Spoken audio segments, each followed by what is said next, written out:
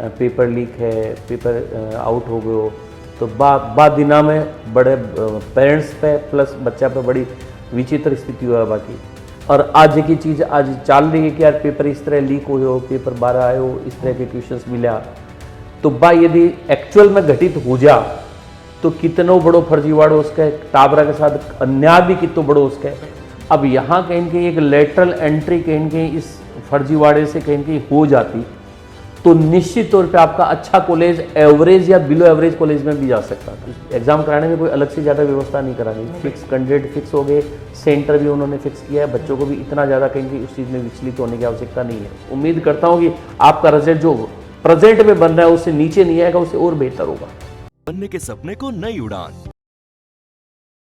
2026 NEET के अंदर जो बच्चा है आपको पेपर लीक हो चुके हैं, मेहनत करी, तो वो लोगों की प्रतिक्रिया जानेंगे एक ऊपर और टीचर से भी बात करेंगे, कोचिंग फैकल्टी से बात करेंगे, बने दो वीडियो के साथ। तो सर जो पेपर कैंसिल हुए हैं के बारे में थारा का विचार है कि एज अ टीचर जो बच्चा सबसे पहले या तो पेरेंट कन जाओ बच्चों या फिर थारे पास आओगे तो बच्चा का कहीं मन रिएक्शन आया के बारे में थोड़ा मन बताओ। नमस्कार। निश्चित तौर पर गलत तो है, गलत तो मतलब बच्चा अपने आप में मानसिक तौर पे तैयार करे, पेरेंट्स भी अपने आप में मानसिक तौर पे तैयार करे, बहुत दिनों तक भी दिन को इंतजार हुआ कि यार वहाँ फाइनल घड़ी आवे, वीकली मैं प्रिपरेशन कर रहा हूँ और अच्छों से मेरे भी में रिजल्ट हुए और फिर कहीं के बच्चा अच्छी परफॉर्म भी कर रहे हैं, फिर कहीं कहीं वो सीन सामने आवे कि यार पेपर लीक है, पेपर आउट हो गए हो, तो बाद दिना में बड़े पेरेंट्स पे प्लस बच्चा पे बड़ी विचित्र स्थिति हुआ बाकी।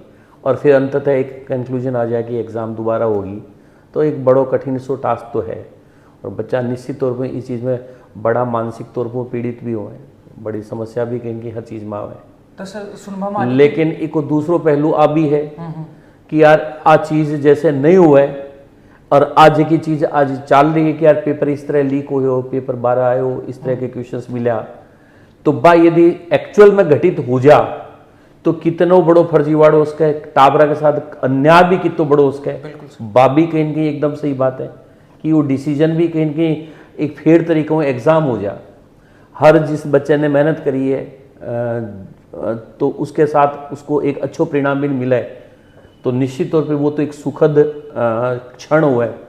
तो मैं तो मानूँ कि यार ये जो डिसीजन हुआ वो भी गलत नहीं है, सही हुआ। और ये जरूर है कि ऐसी सी घटना घटित नहीं होनी चाहिए। वो इस तरह की इतनी बड़ी एग्जाम कराती है तो निश्चित तौर पे थोड़ा सा कहीं कहीं व्यवस्थाएं थोड़ी और ठीक से हो जाए तो ये सही तरीके से हो जाए, तो ऐसा क्षण कभी आए ही नहीं। थे जितना गाइड करो बच्चा के साथ 7 से 8 घंटा 12 घंटा थे लोग बिताओ पूरा साल का मान पेरेंट्स से भी ज़्यादा लोग जो है थे जुड़े रहे हो, तो वो बच्चा जो बाका ये पेपर के बाद जो रिएक्शन आया तो किस हिसाब से हैंडल करवा के सोच रखी होती?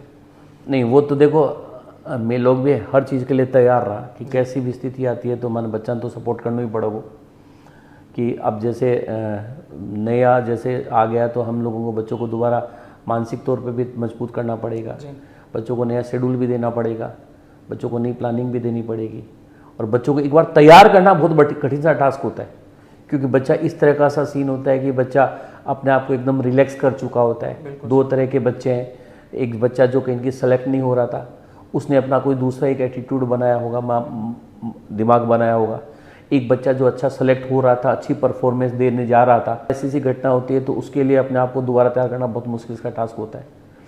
तो हम लोग तो ये प्रयास करते हैं कि बच्चों को भी थोड़ा सा कहीं कहीं दोबारा प्रिपेयर करें, मानसिक तौर पे प्रिपेयर करें, उनको शेड्यूल भी देते हैं। तो कठिन टास्क बहुत ज़्यादा होता है निश्चित तौर पर, लेकिन ये हाथ में हम लोगों की किसी के नहीं होता, न बच्चों के हाथ में होना होता, न पेरेंट्स के हाथ में होता, न कहीं कहीं हम लोगों के हाथ में होता।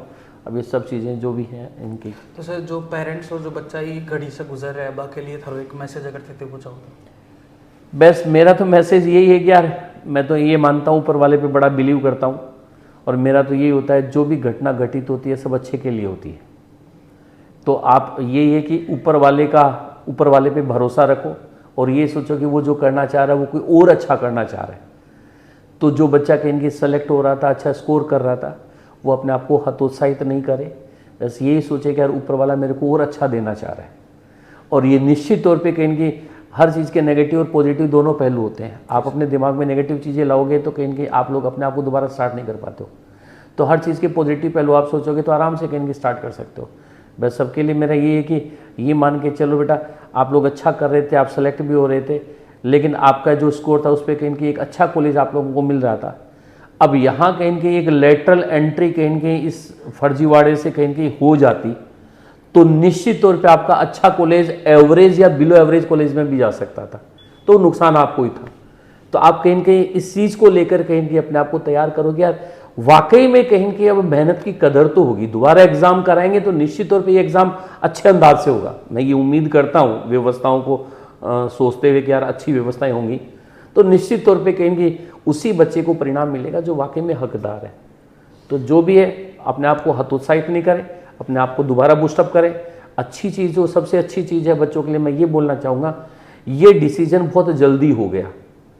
आप लोग अभी 7-8 दिन पहले कहीं नीट की प्रिपरेशन में कंटिन्यूटी में थे, और अभी 2-3 दिन से तो ये चीज़ें चल ही रही थी, तो आप लोगों का दिमाग थोड़ा थोड़ा बन भी रहा था कि शायद ऐसा हो सकता है। तो आपका एक लंबा गैप नहीं हुआ। यही डिसीजन कहीं आफ्टर 1 मंथ या 40 दिन 50 दिन बाद में कहीं होता तो बच्चों को स्टार्ट करने में बहुत जोर आता। जी सर। तो इसलिए ये थोड़ा डिसीजन बहुत जल्दी, मात्र 8-9 दिनों में कहीं डिसीजन हो गया। तो ये कहीं बच्चों के लिए बड़ा पॉजिटिव है। तो बेटा अपने आप को सभी दोबारा तैयार करो, और आपने अच्छी मेहनत की है तो मैं ये 100% ऊपर वाले के भरोसे कहीं उम्मीद करता हूं कि आपका रिजल्ट जो प्रेजेंट में बन रहा है उससे नीचे नहीं आएगा, उससे और बेहतर होगा। पर सर मैं एक, आपने बहुत अच्छी बात कही, लेकिन मैं उसके अलावा एक चीज़ आपसे पूछना चाहता हूँ कि जैसे एग्ज़ाम के टाइम पर जो बच्चा परीक्षा देवा जाओ, सेंटर के अंदर एंट्री के टाइम पर जो है, आप वीडियो भी सामने आया जब एग्ज़ाम लगी भी दिन का एक वीडियो देखा कि बहुत ट्रेंड में चल रहा है, सीकर की परीक्षा सेंटर होगा चाहे बड़ा बाहर का सेंटर होगा, सेंटर के ऊपर जो है पेरेंट्स ने एंट्री अलाउ को नहीं, मतलब 500 मीटर की दूरी वाला कर रखा है, पेरेंट्स बाहर बैठा और बच्चा के साथ भी जहाँ कपड़ा की पजामा का चैन है या फिर बाकी धागा वगैरह, बस सब इतनी स्ट्रिक्ट अगर चेकिंग है, तो भी के बावजूद भी अगर पेपर लीक हो रहे हैं सर, तो कठिन ना कठिन सिस्टम में कोई ना कोई कमी तो लग ही है। नहीं तो कमी तो जरूर है ही, दिख ही रहा है कि इनकी।